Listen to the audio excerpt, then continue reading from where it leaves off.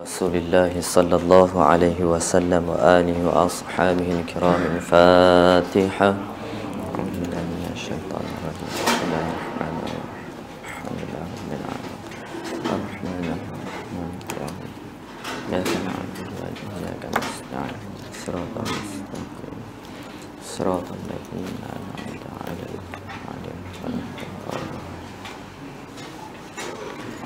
أعوذ بالله من الشيطان الرجيم بسم الله الرحمن الرحيم الحمد لله الذي أرسل رسوله بالهدى ودين الحق ليظهره على الدين كله ولو كره الكافرون والصلاة والسلام على سيدنا محمد وعلى وصحبه أجمعين قال رب اشرح لي صدري ويسر لي أمري واحلل عقدة من لساني يفقه قولي سبحانك لا علم لنا إلا ما علمتنا إنك أنت العليم الحكيم ولا حول ولا قوة إلا بالله ولا حول ولا قوة إلا بالله ولا حول ولا قوة إلا بالله العلي العظيم أما بعد. Yang dihormati Tuan Pengerusi, Fadil yang dimuliakan Tuan Imam, Tuan Bilal, para hadirin dan hadirat yang dimuliakan oleh Allah Subhanahu wa taala pada malam yang berbahagia ini. Assalamualaikum warahmatullahi wabarakatuh. Tuan-tuan apa khabar tuan? Nampak sunyi sikit semua ni. Penat ke? Pertama dan selamanya kita rafakkan kesyukuran kepada Allah Subhanahu wa taala. Kerana pada malam yang berbahagia ini kita diberi kesempatan untuk sama-sama hadir bagi mengerjakan ibadah solat fardu maghrib secara berjamaah. Dan kesempatan ini sekali lagi diberi peluang kepada kita untuk berada seketika dalam majlis ilmu. Mudah-mudahan keberadaan kita mendapat satu kedudukan yang baik di sisi Allah Subhanahu wa taala.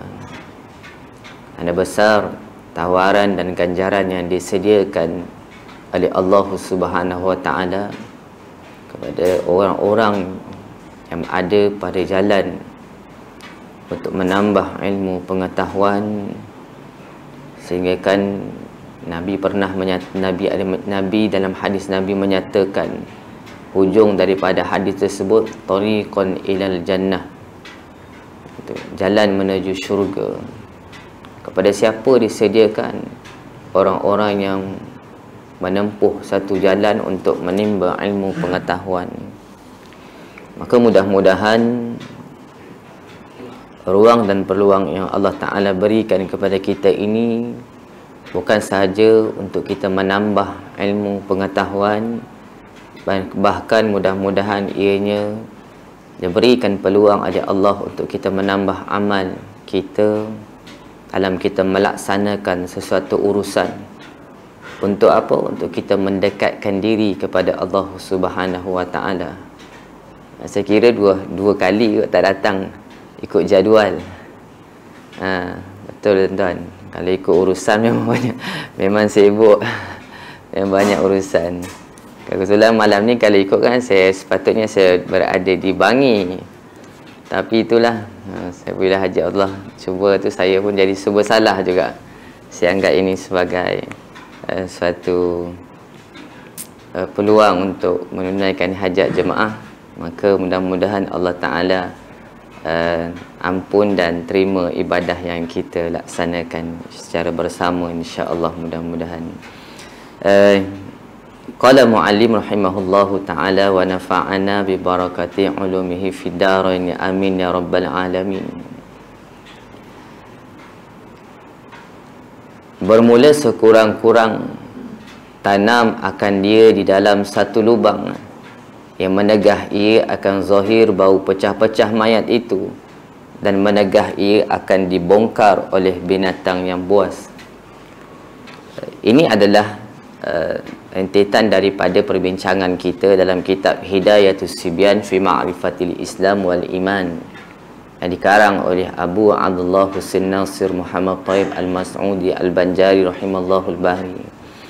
Sebelum daripada ini telah kita bincangkan beberapa siri perihal berkenaan dengan pengurusan jenazah, daripada peringkat awalnya nazaknya, kemudian biasa kita maklum bahawasanya bila melibatkan pengurusan jenazah kita diminta untuk dituntut untuk menyegerakan pengurusan jenazah.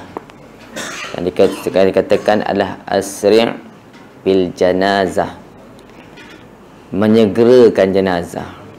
Pertama, fasa yang pertama yang telah kita sempurnakan adalah iaitu memandikan jenazah. Setelah kita memandikan jenazah, maka kita mengkafankan jenazah. Kemudian daripada itu, setelah sempurna kafan, maka kita akan menyegerakan untuk menyembahyangkan jenazah. Maka yang terakhirnya adalah mengubumikan jenazah. Maka sebelum daripada mengubumikan jenazah, sewaktu jenazah telah pun sempurna disembahyangkan, maka disitulah bermula perjalanan jenazah yang telah sempurna mandi, kafan dan solat untuk disemadikan, ataupun untuk ditempatkan dalam pusara kubur yang nak kita bawa ni tuan-tuan. Maka di sana semestinya ada adab untuk kita mengiringi jenazah. Dari sudut, kalau kita melihat dari sudut hukumnya adalah sunat khususnya kepada kaum lelaki. Orang lelaki disunatkan untuk ikut jenazah dan mengiringi hingga ke kubur. Rasulullah pernah Rasulullah SAW memerintahkan kami dalam satu hadis kata supaya mengiringi jenazah.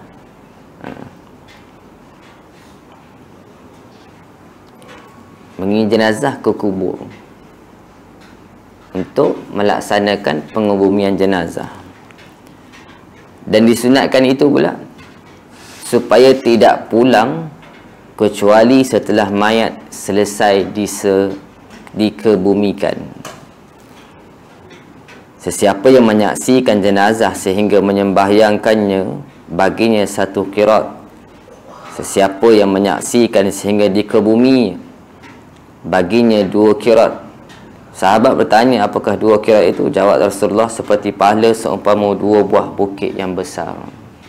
Maksudnya kata, dari sudut pahala ni cukup besar tuan-tuan.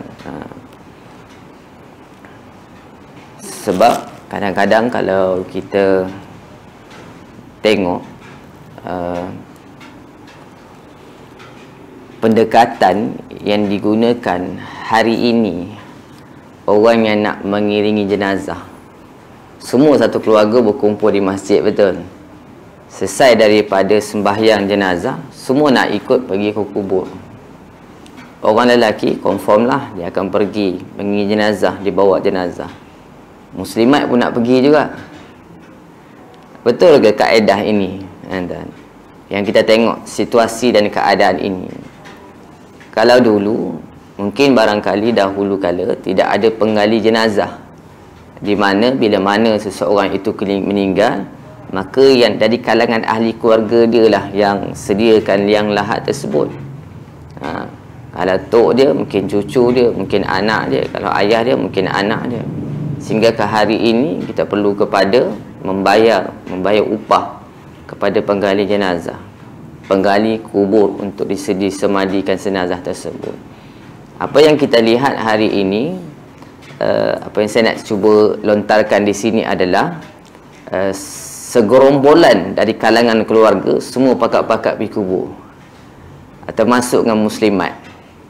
Sebenarnya dari sudut ilmu, perempuan dia tidak disunatkan untuk pergi mengiringi jenazah. Kalau kata mak dia meninggal, dia anak perempuan, cukup sekadar dia berada di rumah atau di mana-mana. Biar proses itu selesai dahulu. Kemudian bila dah selesai, bolehlah dia nak ajak ahli keluarga dia untuk pergi untuk untuk dia menginsafi diri dia bahawasanya setiap yang hidup ini pasti akan mati. Tapi hari ini kita tengok yang pergi itu, macam saya katalah, itu adalah kaedah yang tidak berapa tepat lah. Sehingga kan yang pergi pun dari sudut perempuan ni dia kadang-kadang tak sempurna, ada yang tak sempurna tutup aurat. Jadi kadang-kadang dia boleh, biasalah, dia boleh mendatangkan sesuatu yang tidak baik kepada kita. Sebab apa? Yalah, bila sebut perempuan dengan lelaki ni, dia ada aura dia, aura yang berlainan. Maka Nabi tegah, sehingga kan pernah Rasulullah sampai satu tempat muslimat dah ada pada ketika itu. Nabi kata, adakah kamu mengangkatnya? Tak. Adakah kamu menyusunnya untuk bawa ke bumi? Tak. Adakah kamu? Jawapannya tidak. Maka sebaiknya tidak berada pada ketika itu. Selesai disemandikan, maka boleh datang. Maka bolehlah datang untuk menziarahi pusara tersebut. Dan dari sudut untuk mengiringi jenazah, sebaiknya adalah dengan berjalan kaki, dan boleh menaiki kenderaan ketika pulang jika mahu berbuat demikian. Kenapa? Ada satu hadis, Nabi sewaktu mengiringi jenazah, dia bawa satu tunggangan haiwan kepada Rasulullah. Rasulullah tak naik. Bila Rasulullah tak naik, Rasulullah meneruskan perjalanan. Tapi berjalan itu, kita yang berjalan ni mesti jalan di hadapan, jenazah dekat belakang. Yang orang tengah usung tu, jenazah tu dekat belakang, kita di hadapan. Maka sebab apa? Orang yang ada hadapan ni boleh memberi syafaat kepada orang meninggal. Ibarat macam itulah kalau kita katakan. Rasulullah tak naik. Selesai dah. Mungkin kita tengok dari sudut konteks jarak tu agak dekat lah. Rasulullah tak naik. Bila selesai disemandikan, dikebumikan, didatangkan sekali lagi haiwan tersebut kepada Rasulullah untuk ditunggangi, untuk dinaik. Maka Rasulullah baru naik. Maka sahabat tanya, kenapa tadi bila mana dibawa haiwan tersebut kepada Rasulullah nak naik? Rasulullah tak naik. Tapi bila waktu dah selesai nak balik, Rasulullah naik. Rasulullah menyatakan bahawasanya sesungguhnya para malaikat berjalan kaki. Oleh itu aku tidak mahu menunggangi binatang sedang mereka dalam keadaan berjalan kaki. Apabila mereka pergi, barulah aku menungganginya. Maka disunatkan kepada kita begitulah. Tapi mungkin faktor jarak kita ambil kira jugalah. Tapi bila kita jauh, kita menggunakan kenderaan itu sebaiknya berada di hadapan, bukan di belakang. Kalau kita naik kenderaan kita berada di hadapan, jenazah tersebut berada di belakang. Yang bawa naik kenderaan, van apa semua, dia duduk kat belakang, kita duduk depan. Bukan kita pula duduk belakang, jenazah pergi ke depan. Tu. Itu adab dia. Kalau tengok, tuan-tuan tengok, non-Muslim, kalau dia meninggal, dia tahu mayat tersebut dalam keranda, dalam satu van. Kalau Cina lah, Buddha punya praktikal dia buat, dia akan letak gambar orang yang meninggal tersebut depan van. Dekat nombor plate tu letak gambar dia, mendiang dia, tak gambar. Yang kat belakang ni, anak-anak, cucu, cicit, saudara mara dia apa semua yang rapat dengan dia, akan pakai baju putih, akan pakai seluar hitam. Dia akan berjalan kaki. Van tu jalan perlahan dia, tengok. Itu mungkin lah dari sudut adat dia lah. Tapi kita tak. Kita dituntut pengelakatan sebagaimana saya maklumkan tadilah. Baik. Kemudian haram memikul jenazah dalam keadaan sambil lewa. Pernah berlaku kan? Ayatullah ke? Jenazah Ayatullah. Yang orang duk sambut Ayatullah Riyadhah Khamidi ke apa nama dia. Orang duk sambut, lepas pas keranda tersebut jatuh, tuan. Maka haram. Dalam kitab fiqh manhaji ni disebut sebagai haram, dibawa sambil lewa. Kena hati-hati. Tak boleh sebarangan kan? Sebab jenazah ni mayat ni dia sensitif, kulit dia sensitif. Kalau sampai macam tu lagilah, hatta kita nak buat kasar sekalipun memang kita dikira sebagai telah melakukan suatu kesilapan yang besar. Maka kena cermat. Hatta makruh membuat bising. Bukan pada fizikal jenazah tersebut, pada mayat tersebut, tapi membuat bising pun tak boleh. Kalau nak berzikir pun secara perlahan. Secara perlahan, berzikir secara perlahan. Kalau kita tengok hari ni, kalau setengah-setengah yang kita tengok, kadang-kadang kita pernah tengok dalam YouTube, bila jenazah itu yang meninggal itu, orang-orang yang kita kata ramai pengikut dia, sampai orang bertakbir, Allahu Akbar, takbir, Allahu Akbar. Adakah benar kaedah begitu? Sebenarnya tak. Yang tak betul kita kata tak betul. Mana tak boleh. Kalau orang alim meninggal sekalipun, kita tak boleh suruh orang takbir Allahu Akbar ramai-ramai, tak boleh. Tak boleh buat bising-bising. Tak boleh sampai tahap macam tu sekali. Maka kalau nak zikir pun, kena zikir secara perlahan-lahan. Mana kata tidak boleh meninggikan suara. Hadis menyatakan la tutba'ul janazah bisautin wala nar. Jangan diiringi jenazah dengan bersuara dan membawa api. Yang ni kelemahan. Ni bid'ah ni orang sekarang ni. Saya selalu tengok kalau pergi kubur tu, kalau nak baca talqin tu, tuan-tuan, sebelum nak baca talqin tu, dia dah bawa jenazah, dia landing jenazah cantik-cantik, elok-elok. Lepas tu dia serah ke orang lain pula buat turun. Dia tahu dah. Dia yang bawa tadi, dia tak boleh nak masuk dalam, sebab yang masuk dalam tu ahli keluarga dia. Kan? Bukan ramai pun, 3 orang je. Maka kadang-kadang dia orang pak tepi. Tak tepi masa tu dia isap rokok.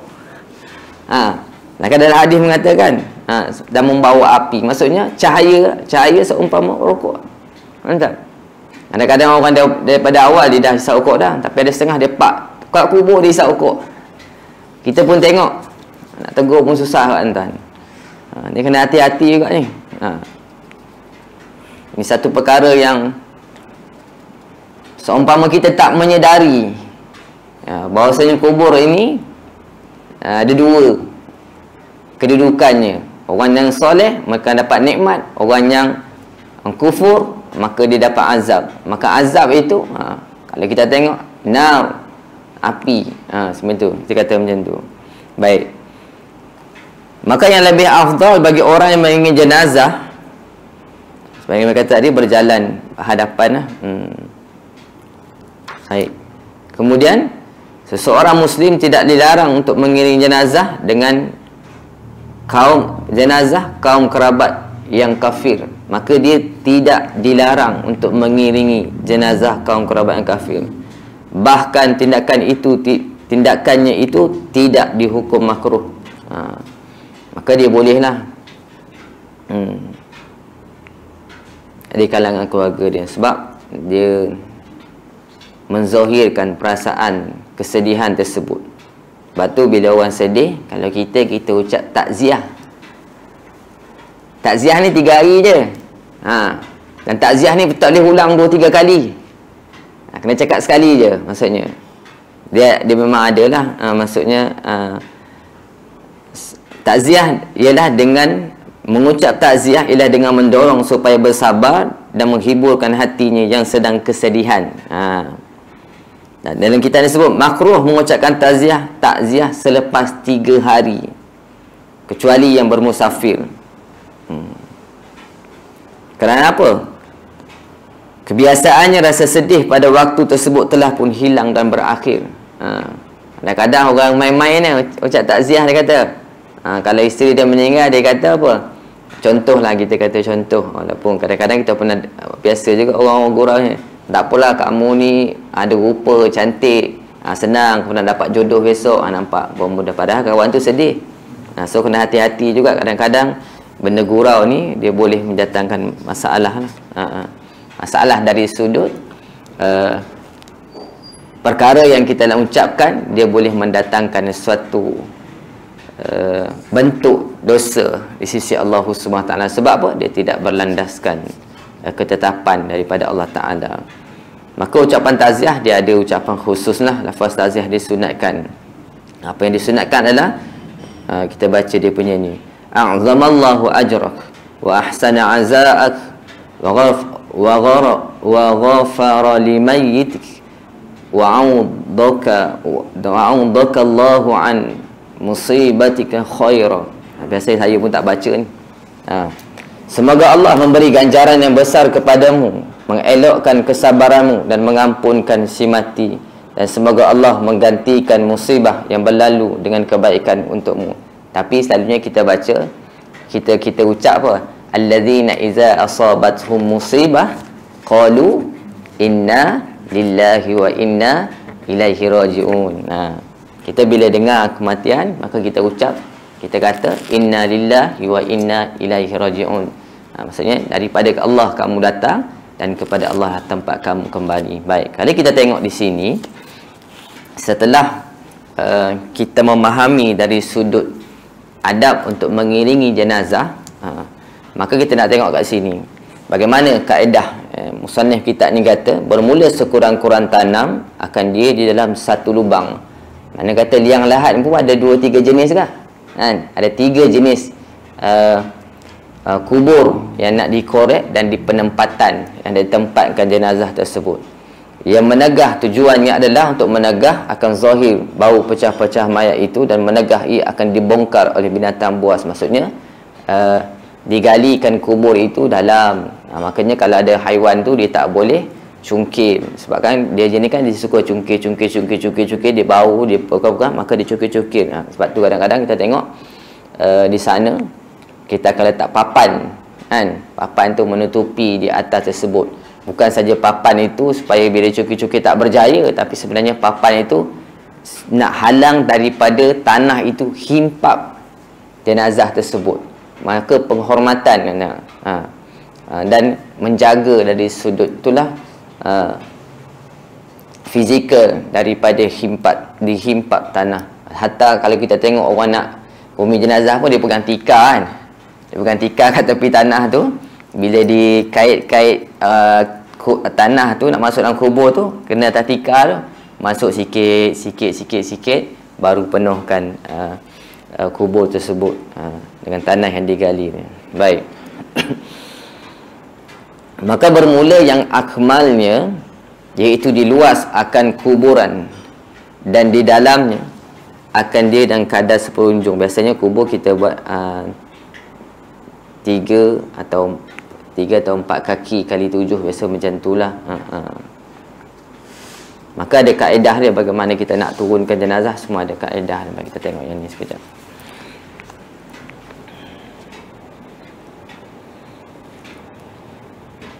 Dan berliang lahat itu afdal daripada syak jika keras bumi itu, dan jika gempur ia maka afdal syak daripada lahat. Kalau kita tengok biasa dikorek kubur tu kan, dengan saiz seperunjung tersebut, saiz sekitar untuk muat pada fizikal badan kita tersebut, maka di tengah tu dia akan buat liang lahat kan. Dia korek tu kalau tanah itu kuat, kukuh. Maksudnya kalau korek nak buat liang lahat tu, tanah tu tak orang kata tak himpap jatuh ke bawah kan, maka boleh dibuat. Sebab apa? Kita nak letakkan jenazah tersebut ke arah pada liang lahat tersebut. Satu. Tapi kalau sekiranya tanah tu lembut, mungkin barangkali hujan lebat, ataupun tanah tu tak ada pasir, tak ada batu yang membuatkan dia tak kuat, tak kukuh, maka hanya kita korek tengah. Maka korek tengah tu dia ada 2 pula. Satu, korek tengah hanya untuk betul-betul letak badan tu mengiring. Kalau kita tidur macam ni kan, tidur macam ni, maka Kalau tadi liang lahat tadi kita buat macam tu, dia gempur, dia buat bulat macam tu. Kan? Kepala dah sana buat macam tu. So yang ni, yang bulat ni adalah tempat nak letak kepala kita lah. Kepala menghadap kiblat, dada apa semua dah. Maka kita letak tanah di belakang. Tapi kalau yang kedua ni adalah kubur, maka tengah-tengah ni betul dikorek untuk betul-betul tak badan kita, nak masuk badan kita macam tu. Bukan tidur macam tu. Maka kita masuk mengereng, betul-betul mengereng tu. Sebab tu kalau orang sakit, asal yang baik ni adalah mengereng ke arah kiblat. Tapi kalau dia tak mampu, maka kita luruskan kaki dia menghadap ke kiblat. Tapi maka yang lahat yang keduanya adalah korek sekira-kira nak masuk badan dekat tengah ni. Badan dekat tengah ni. Kita buka muka dia, kita letak. Tali pun kita buka bagai semualah. Maka yang ketiganya, biasanya orang letak tak tengah-tengah. Ada orang kumi dengan keranda sekali kan. Ada setengah tak tahu, dia buka tengah-tengah. Tak susun. Macam tu. Sama jugalah kalau mengereng tu pun kita tutup papan lah. Kita tutup papan apa semua. Apa pun, benda tu saya rasa bergantung kepada situasi dan keadaan pada body jugalah. Baik.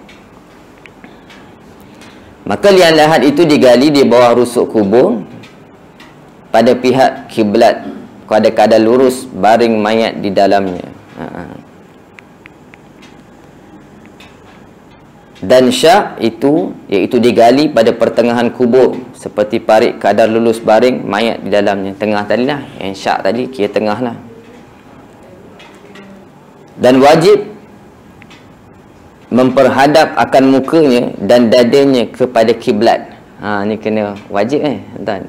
Kalau jenazah yang baru, kalau dikebumikan, dia tak menghadap kiblat, sama ada liang lahat yang bulat tu, maka kita masuk, kita letak macam tu. Kita letak macam tu, maka muka dia hadap kiblat, dada dia pun menghadap kiblat. Atau kalau jenazah yang baru, kalau tak menghadap kiblat, kena korek balik. Kena korek balik, kena sempurnakan balik. Kalau jenazah yang baru lah. Kalau yang baru, yang lama tak lah. So kena hati-hati juga. Siapa yang nak bawa masuk tu, mesti ada satu orang yang tahu arah kiblat kat mana. Kita ialah, kita ahli keluarga, kita mana tahu arah kiblat kat mana. Kita tahu-tahu tak nak tengok kubur macam ni. Orang pun letak jenazah kat sini. Apa tu nak bawa masuk lah. Bawa masuk yang kita nampak dah korek lah. Kita pun tak tahu kat mana. Kita kena hati-hati lah. Dia mesti pada sisi kanan lah. Pada sisi kanan menghadap ke arah kiblat. Kadang-kadang betul kan. Orang tanya, masuk ni. Nampak. Orang tak tahu. Kiblat, sebab tu setengah-setengah kubur sekarang ni, dia dah tusun dah. Dan dia buat satu signage. Tunjuk arah kubur, buat besar-besar lah. Kiblat sana. Kita tahu lah. Maka kiblat kita tahu. Kalau kita pergi waktu pengurusan jenazah, pembaca talqin menghadap kepada muka mayat, membelakangkan kiblat. Pembaca talqin pun dia tahu juga. Maksudnya orang yang nak baca talqin tu lah, Pak Imam, Pak Ustaz apa semua yang datang tu, dia tengok dia datang tu dah tutup dah. Dia datang tutup, dia pun tak tahu. Tapi dia dah biasa tempat tu, dia tahulah. Dia dah tutup dah, maka kadang-kadang itu perlunya ada signage tu. Petunjuk dia, kiblat kat sana. Maka dia pun tahu, dia diri kat sini. Maka kat sinilah kita kata, kalau sebaiknya tidak ada wanita yang hadir secara bersama, cukup sekadar muslimin. Muslimat datang kemudian. Hati-hati, kalau keluarga dia lebih kepada perempuan, siapa nak bentang tikar?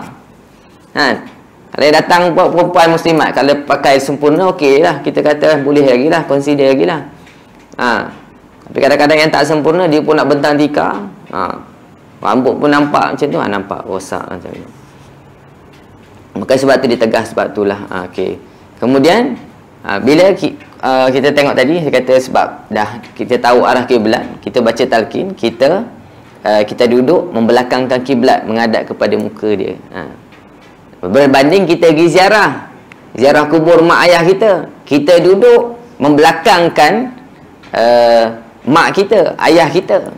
Kita ni, badan kita menghadap kiblat. Dia terbalik pula. Setengah tu orang nak duduk, ni muka dia, saya duduk kat sini lah, saya nak usap muka dia. Tak, ada sudut kaedah yang betulnya adalah berbalik. Sebab apa kita nak doa ke dia? Kita doanya kita menghadap kiblat. Kita datang kubur tak ada ketetapan pun nak kena baca surah Yasin ke apa sebab tempat yang dibacakan ayat Quran mengundang rahmat daripada Allah Ta'ala. Bacalah surah apa sekalipun, hatta kita tak duduk dan disunatkan berdiri. Macam tu. Baik, nanti kita tengok turutan dia. Kemudian ditutup akan keduanya dengan papan atau lainnya dan dikambus akan kuburnya itu dengan tanah. Baik, kita tengok. Sampai mayat tak kat kubur. Bila mayat sampai kat kubur, okay, kita nak angkat mayat tersebut masuk ke dalam liang lahat dia. Kena cermat ni. Yang masuk dalam tu hanya 3 orang tu ahli keluarga je. Orang lain tak boleh. Sahabat rapat pun tak boleh. Nak minta izin oleh keluarga dia. Tak boleh sebarangan. Maka tadi kita kata miring mayat itu ke sebelah kanan dan hadapkan mukanya ke arah kiblat. Ini ada hadis Rasulullah SAW kata. Di antara dosa besar yang Rasulullah kata 9 dosa besar, kiblat kamu sewaktu hidup dan mati dalam lubang lahat. Liang lahat. Maksudnya apa? Tidak menghadap, mereka yang tidak menghadapkan muka mayat ke arah kiblat. Nampak? Itu di antara salah satu daripada 9. Dalam hadis sebut 9 dosa besar. Okey. Baik, jika mayat itu perempuan, kemasukkannya ke kubur hendaklah ditutup atasnya dengan kain. Maksudnya adab lagi lah kalau mayat perempuan, sebab dia kan ada bentuk fizikal kan. Alas tutup dengan kain lah. Kita tengok.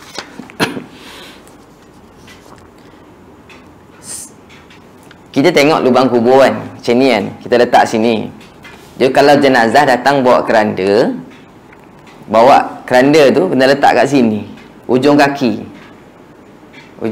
letak kepala, apa? Dia masuk tu masuk dengan kepala dulu, terbalik macam tu. Masuk dengan kepala dulu, baru letak, baru sandar ke arah kiblat.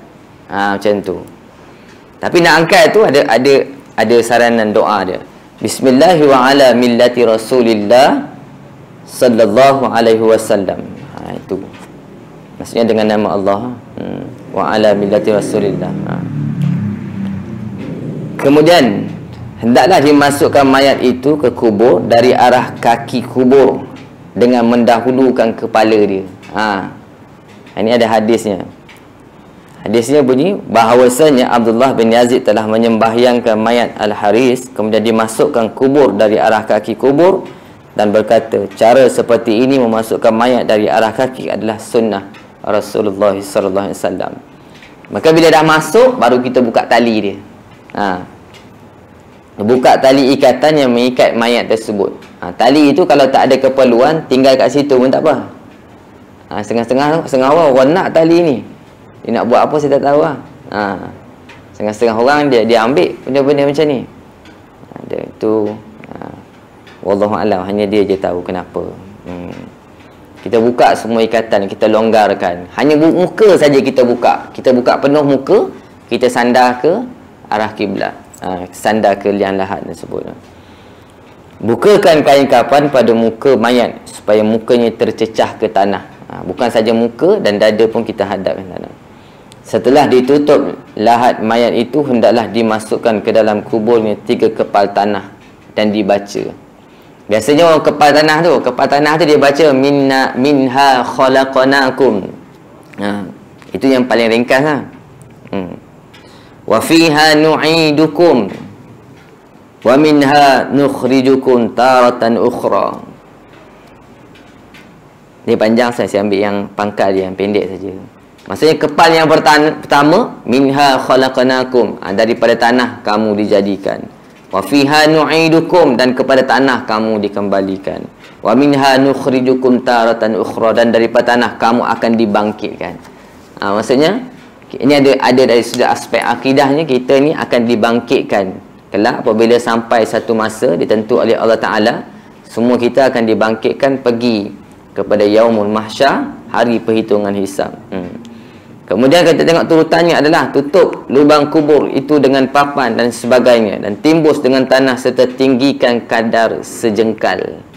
Kita tinggikan tu kan kubur bila kita dah tanam, kan dah ada orang hentak tu kan. Hentak tanam tu. Hentak tu pun nak kena tengok juga tu ha. Tapi bila akhirnya dia akan tinggikan tanah sejengkal, buat macam buncur macam tu kan. Sebab apa? Sebab apa? Tanah tu akan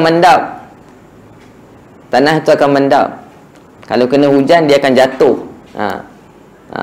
Sebab tu orang yang duduk dekat kubur dia orang penggali kubur tu, bila tanah tu mendap dia akan top up tanah pada dia normal. Tapi kalau orang luar datang, dia tengok tanah tu mendap jatuh, dia bayangkan macam mana orang yang duduk dalam kubur ni, lain macam ni kubur dia sampai mendap macam tu. Nampak? Dia punya bacaan dia luar daripada kotak. Nampak? Tapi Habib kata dalam hadis kata supaya kita tinggikan macam tu. Okey, kemudian dah tinggi tu hendaklah menandai kubur dengan batu dan sebagainya, ni batu nisan di sebelah kepala mayat. Maksudnya kita tanda bahagian muka ke kepala mayat tu kat situ. Ini kita letak dengan batu nisan. Ini bukan orang letak batu nisan lah, marmar sekali orang masuk. Boleh ke letak marmar?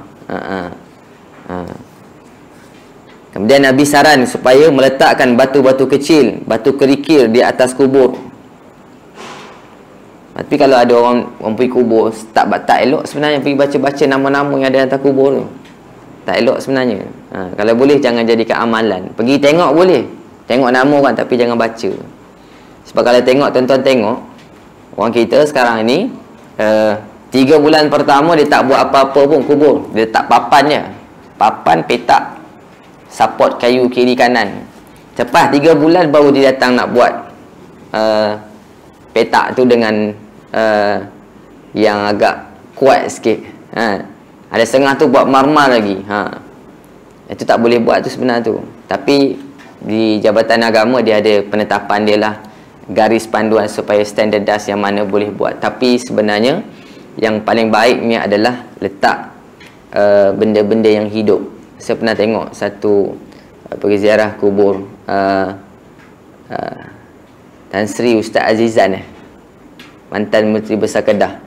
Kubur dia tuan-tuan sebelah dengan almarhum Ustaz Fadlino. Baitul Muassasah Darul Ulum tu, tempat-tempat orang yang mencurahkan bakti kepada muassasah itu, dia saja yang boleh disemadikan dalam kawasan masjid tersebut. Lalu saya tengok tuan-tuan, yang ada adalah batu-batu sungai. Batu-batu sungai je, tak ada apa pun. Batu sungai dan ada batu kerikil di atas kubur tersebut. Dan hujung antara kiri kanan tu adalah pokok yang ditanam, tuan-tuan. Dengan izin Allah Ta'ala, semua benda-benda yang hidup ni akan berzikir. Zikir maka mendapat rahmat kepada orang yang berada di bawah tersebut. Kita pun barangkali kena pesan ahli keluarga kita, besok kalau kita meninggal, tak payah kot nak buat petak apa tu, kepuk, tak payah kot kalau nak buat kan. Tapi mungkin dia ambil pendekatan nak tanda kot kan. Tapi itulah, itu semua ada pendekatan, pandangan semasa. Lepas tu kalau kita tengok almarhum Tok Guru Nik Aziz pun, dia tak bagi orang baca tahlil kan kat kubur dia kan. Dia pesan awal-awal lah. Maka nak cerita bukan apa, bukan dengan sebab tahlil dia kita dapatkan rahmat daripada Allah Ta'ala. Kita nak dapat rahmat Ta'ala masa hidup. Dalam hadis sebutlah, iza mata ibnu Adam in qata'a amaluhu illa min salas aw sadaqatun jariyah aw ilmu yantafa'a bih aw waladun salih. Matinya seorang anak Adam, terputus dah amalan yang tak ada apa dah. Kita ni habis-habis itu lah. Masa bila kita nak habis, kita seorang pun tak tahu kan. Itu rahsia, antara ada hikmah di sebalik rahsia tersebut, kita pun tak tahu.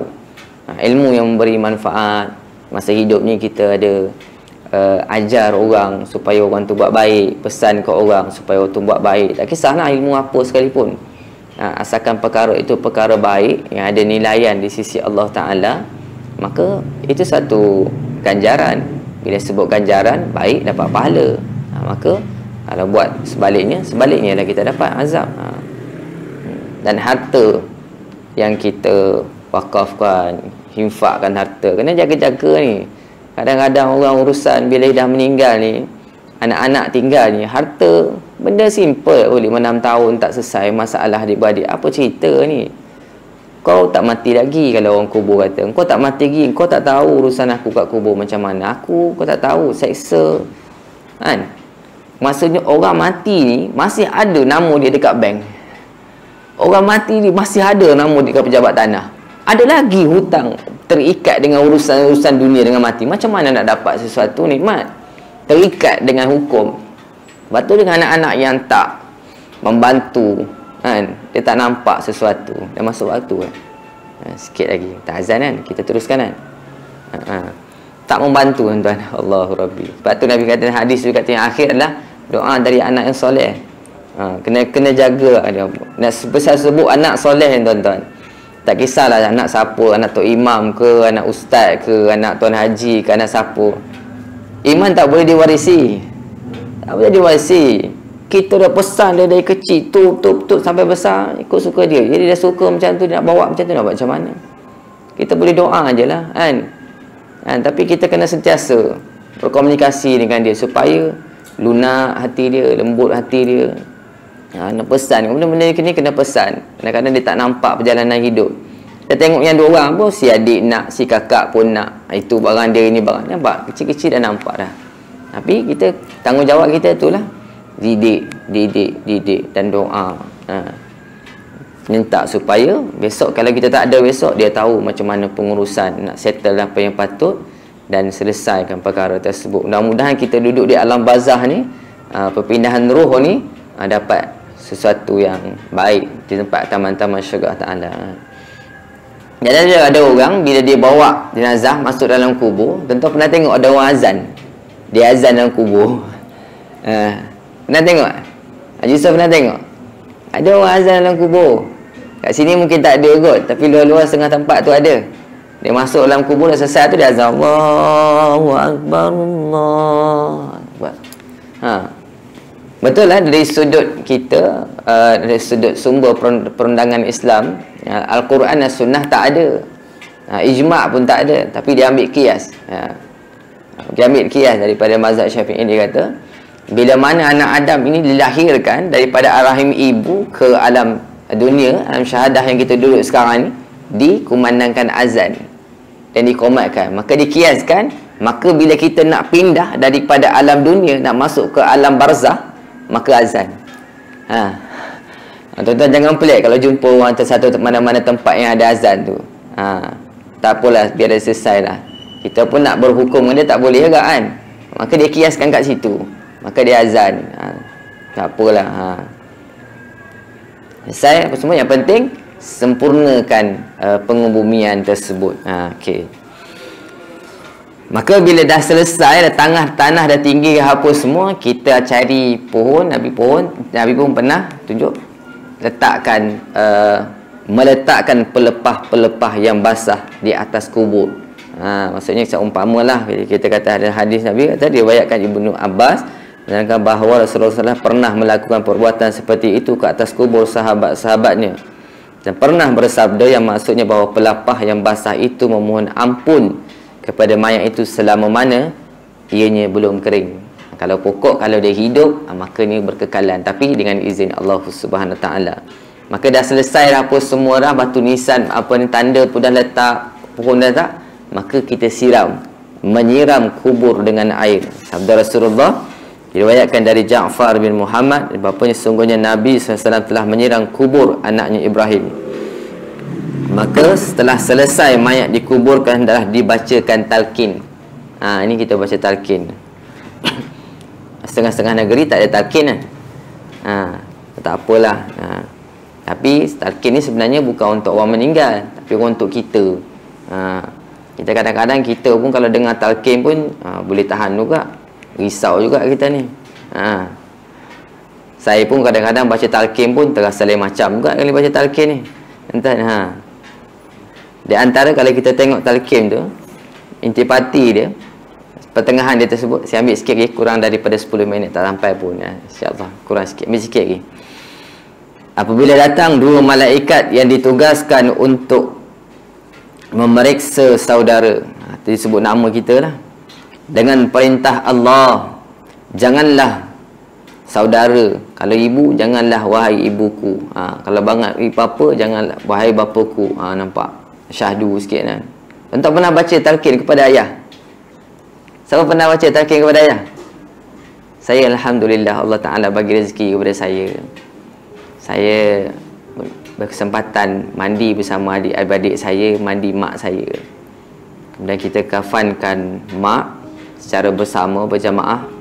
Dan saya diberikan peluang. Bukan saya nak bangga, tapi Allah Ta'ala bagi saya peluang. Setiap orang rezeki tak sama. Saya sembahyangkan jenazah mak saya. Maka bila saya sembahyang jenazah, biasanya kalau anak ni doa sewaktu sembahyang jenazah tu, dia memang terkesan sebab mak kan, mak orang, ibu yang kita sayang. Maka selesai daripada tu, bawa kubur. Sekali lagi Allah Ta'ala bagi peluang kepada saya. Maka saya berada di dalam kubur tersebut. Saya bawa turun bersama dengan adik-adik saya, tempatkan mak saya dalam liang lahat tersebut. Selesai, bila dah selesai, sekali lagi Allah Ta'ala bagi saya peluang terakhir. Saya dapat baca talqin kepada mak saya. Maka inilah buku yang saya baca, talqin. Talqin yang saya baca tuan-tuan. Saya kenangan tuan-tuan baca. Maka di antara intipati saya baca sikit tuan-tuan. Apabila datang dua malaikat yang ditugaskan untuk memeriksa saudara dengan perintah Allah, janganlah saudara gentar dan takut, kerana mereka juga makhluk Allah seperti saudara kita lah tu. Mereka, tapi bila saya baca tu syahdu lagi, so saya sebut nama mak saya kan, mak wahai mak kan. Mereka akan bertanya, siapakah Tuhan yang saudara sembah? Siapa Nabi saudara? Apakah i'tiqad dan kepercayaan saudara? Dan di atas agama apakah saudara hidup dan mati? Katakanlah kepada mereka, Allah Tuhanku yang sebenar-benar. Bila ditanya lagi, jawablah juga, Allah Tuhanku yang sebenar-benar. Bila ditanya lagi bagi kali yang ketiga, iaitu yang terakhir, jawablah Allah sebenar-benar. Maka jawablah dengan lidah yang lancar, tanpa takut dan gentar kepada mereka, Allah Tuhanku, Muhammad Rasulullah Nabiku, Islam agamaku, Al-Quran pedomanku dan ikutanku, Baitullah kiblatku, sembahyang kewajipanku, sekalian orang Islam adalah saudara-saudaraku. Ibrahim Al-Khalil bapa pada agamaku. Hidup dan matiku adalah atas perkataan La ilaha illallah Muhammadar Rasulullah. Ingat dan peganglah bersungguh-sungguh kenyataan dan pesananku ini selama-lamanya. Ketahuilah bahawa saudara akan berada di barzakh ini sehingga hari kiamat kelak. Kita duduk sampai hari kiamat kan? Kiamat tak tahu bila. Tanda kecil kiamat dah keluar lah. Tanda besar kiamat belum lagi. Ada dah sikit-sikit mukadimah. Kalau tuan tengok-tengok tanda-tanda hari kiamat tuan. Baik. Itu sebahagian daripada talqin tuan. Sebab tu kita baca tu, kita sebenarnya nak beri kesedaran kepada orang. Tuan. Baik. Maka yang akhirnya lah menziarahi kubur orang Islam, dan sunat ziarah kubur orang Islam bagi segala lelaki, dan makruh bagi perempuan. Ini makruh bagi perempuan, tapi harus juga bagi perempuan sekarang ini. Nabi berkata harus bagi perempuan sebab apa? Nak menyedarkan diri kita, supaya kita menginsafi bahawasanya ini tempat kita kembali. Okay. Dan sunat memberi salam atas mereka itu dengan katanya, Assalamu ala ahli dar minal muslimin wa inna insya'allahu ta'ala bikum lahiquna as'alullahu halana walakumul afiyah. Selalunya orang bagi salam Assalamualaikum ahli kubur. Itu ada perbahasan juga tu kan. Tak elok panggil ahli kubur. Ahli dar, tak elok panggil ahli kubur. Sebab apa? Orang yang duduk dalam kubur ni, kalau orang bawa jenazah ni, Kan bila kita meninggal, bila orang pergi meninggal ni, 3 yang ikut dia. Pertamanya harta dia, keluarga dia, yang tinggal amalan dia. Masa seset tapak ni tuan-tuan, bila orang nak balik tuan-tuan, bunyi dia duduk kat bawah pun dia dengar. Maksudnya dia punya telinga sensitif, dia boleh dengar orang beredar daripada dia, kan? Maksudnya semua dah beredar, tinggal amalan dia. Maka bila dia duduk alam tu, dia memang telinga dia sensitif. Kalau kita datang jumpa kawan, Assalamualaikum Mat, dia tahu kita datang, dia tahu. Itu kalau kita sebut macam ahli, kita panggil Assalamualaikum ahli kubur tu, macam seumpama macam mengejek kan. Tak berapa elok lah sikit lah kan.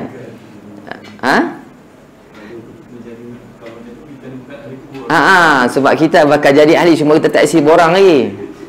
Kita isi borang tu pendaftaran automatik. Orang lain yang akan isi. So kita tak apalah, yang tu mungkin teknikal sikit, kita tak perasan lah. Dan sunat bagi kita yang hidup membanyak baca doa dan bersedekah dan berbagai kebajikan, hadiah pahalanya kepada segala mayat kerabat kita dan lainnya daripada segala muslimin, kerana sekalian mereka itu sangatlah berhajat kepada doa orang yang hidup.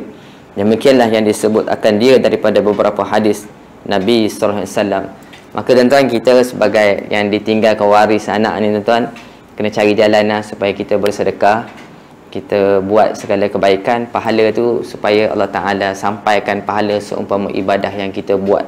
Kalau anak, seterusnya orang buat wakaf, infak harta wakaf tu, selagi mana harta itu guna, pahala tu ngalir kepada yang ibu dan ayah kita. Kita boleh buatlah apa-apa sekalipun supaya ada pahala jariah secara berterusan. Ataupun sedekah RM1 pun sama juga, baca Quran sama juga, supaya kita ada niat supaya mengalir pahala kepada ibu dan ayah kita. Kerana apa? Kat sini sebut sangatlah berhajat kepada orang yang hidup. Mereka itu sangatlah berhajat. Hajat sungguh. Kita tak tahu kan, kita pun sibuk kan, nak pergi ziarah kubur pun susah kan. Urusan orang hidup ni banyak, nak ziarah kubur pun susah. Tuan-tuan, saya pesan diri saya, pesan tuan-tuan, cari jalan. Pergilah ziarah kubur mak, ayah, ataupun ahli keluarga kita yang kita, supaya bila kita datang, tak semestinya lama kena baca Yasin sampai habis, tak ya. Baca surah 3 kun, seumpama kita baca senaskah Quran kan, pahala dia. Kita hadiah kepada dia. Kemudian kita doa, Allahumma ghfir lahu warhamhu wa'afihi wa'fu anhu. Cukup, mudah-mudah je. Baca Fatihah, baca bismillah, baca Fatihah, buka dengan puji Allah, selawat kata Nabi, lepas tu doa kat dia, lepas tu tutup dengan selawat kata Nabi, puji Allah Ta'ala, dah cukup, selesai. Tu pergi buat urusan kita. Kalau boleh pergi kerap lagi bagus sebenarnya. Sebenarnya orang yang pergi kerap ni banyak keistimewaan ni, cuma kita tak nampak lah keistimewaan. Ni saya pesan diri saya kan. Mudah-mudahan ianya akan memberikan suatu perkara yang terbaik untuk kita di sisi Allah Ta'ala. Saya nak tutup tuan-tuan, kadang-kadang kita sebagai anak ni kita bakhil. Saya tak kata tuan-tuan lah, saya kata diri saya lah. Kadang-kadang kita ni bakhil. Nak belanja pun kedekut, nak sedekah pun kedekut, nak infak pun lagi kedekut, nak wakaf harta atas nama mak ayah pun kedekut, buat apa pun sedekut. Apa saya nak kongsikan tuan-tuan, al-bakhilu ba'idu minallah. Orang yang bakhil tuan-tuan, jauh daripada Allah. Tuan-tuan, Allahu Rabbi, takut kita. Rupanya ada kesan dengan bakhil. Nak belanja kawan makan pun kedekut. Duduk kat kedai, orang nak makan 5 orang, tak apa, saya bayar, tak apa. Kita niat pahala tu supaya pahala tu bagi sampai kepada mak dan ayah kita kat alam barzah. Dapat pahala arwah mak dan ayah kita, dapat saham kebaikan yang kita buat, dia tinggalkan kita, didik kita sebagai macam-macam. Al-bakhilu ba'idu minan nas. Orang bakhil ni jauh daripada manusia. Mana ada orang sayang dia, kan? Orang bakhil, orang tak sayang dia. Kau kedekut dengan kau kau datang sini, kau nak makan percuma, kau kedekut. Contoh lah, saya buat contoh cerita orang bakhil ni. Manusia sama manusia pun tak sayang. Tapi kalau orang pemurah, orang sayang. Duduk sila-sila makan, kita tahu lah. Dia nak bayar, kita pun nak bayar. Nampak macam tu. Nak contoh lah, walaupun contoh lain banyak ni. Al-bakhilu ba'idu minal jannah. Orang bakhil ni tuan-tuan, jauh daripada syurga. Kalau kita jauh daripada syurga, atas dunia dah nampak kiasan jauh daripada syurga, ciri-ciri tersebut tuan-tuan, Allahu Rabbi. Kita takut juga kita mana hala tuju kita. Jadi kena cari jalan juga ni. Pakat-pakat cari jalan apa yang boleh. Tak semestinya harta kan. Tak semestinya RM2. Tolong orang, bantu, tu ini sebagai bukan kedekut tenaga. Nampak? Bukan sekadar ni tak kedekut tenaga, tak kedekut idea, curah fikiran, bantu. Banyak perkara yang boleh kita bantu. Akhirnya adalah al-bakhilu wa qaribu minan nar. Orang bakhil tuan-tuan, rapat, dekat dengan neraka, dengan api neraka Allah Ta'ala. Allahu Rabbi. Jadi itulah sebagai penutupnya. Mudah-mudahan kita semua jadi orang yang kaya. Bukan sekadar kaya dari sudut pemilikan harta, tapi yang penting adalah kaya jiwa. Saya ramai tengok orang, saya ramai berkawan dengan orang. Bila saya tengok orang tu sedang, orang itu diulit dengan kemewahan, kesenangan, tapi kadang-kadang jiwa dia miskin. Tapi saya tengok kadang-kadang saya tengok orang biasa-biasa tapi kaya jiwa dia. Masya Allah, tabarakallahu ahsanul khaliqin. Kadang-kadang kita doa cemburu kita, ya Allah, berikanlah aku jadi orang yang seumpama tersebut. Masya Allah. Orang kalau kaya jiwa tuan-tuan, Allahu Rabbi, malaikat pun sayang dia dan istimewa dia tuan-tuan di sisi Allah Subhanahu Taala. Mudah-mudahan kita juga turut sama mendapat satu keistimewaan di sisi Allah Taala. Cari jalan bagaimana kita nak dapat redha, kasih dan rahmat daripada Allah Taala. Jadi saya kira mudah-mudahan apa yang kita kongsikan ini dapat kita implementasi dalam kehidupan kita, yang mana kesemua perkara ibadah yang kita lakukan akan mengalir pahala kepada ibu dan ayah kita. Sama ada baca Quran kita, zikir kita, tolong orang susah, bantu orang dan sebagainya. Buatlah apa sekalipun. Mudah-mudahan Allah Ta'ala angkat kedudukan ibu dan ayah kita, ditempatkan dalam taman-taman syurga Allah Ta'ala. Sekiranya mereka berhadapan dengan kesukaran di soalan yang diajukan oleh Munkar dan Nakir, mana kita tahu bila berhadapan kesukaran daripada persoalan yang diajukan oleh Munkar dan Nakir, maka selama itulah mereka akan diazab. Mudah-mudahan kita sebagai anak ni tuan-tuan, waris yang ditinggalkan, dengan cucu yang ditinggalkan dan sebagainya, semua kita bawa supaya kita mencari redha Allah Ta'ala. Yang mana bila mana kita mencari redha Allah Ta'ala, melaksanakan titah perintah Allah Ta'ala, akhirnya Allah Ta'ala memberikan kebaikan yang banyak, rahmat dan kasih sayang, ditempatkan para ibu dan ayah kita seluruhnya dari kalangan mereka-mereka yang solihin, mendapat rahmat dan kedudukan sisi Allah. Beruntunglah orang yang berada dalam taman-taman syurga Allah Ta'ala, mendapat nikmat daripada Allah Ta'ala, mendapat rahmat dan kasih sayang Allah Ta'ala. Dan insya-Allah mereka itu sebagai mukaddimah yang mana mereka kelak akan dimasukkan dalam syurga Allah Subhanahu Wa Ta'ala. Mudah-mudahan kita pun turut sama mendapat satu natijah yang terbaik daripada Allah Ta'ala. Jadi saya kira cukuplah sekadar itu. Wabillahi taufiq wal hidayah. Wassalamualaikum warahmatullahi wabarakatuh. Bismillahirrahmanirrahim. Allahumma faqihna fid din wa 'allimna at-ta'wil bi rahmatika ya arhamar rahimin. Wa sallallahu ala sayyidina Muhammadin wa ala sahbihi wa sallam. Walhamdulillahi rabbil alamin. Taqabbalallahu minna minkum.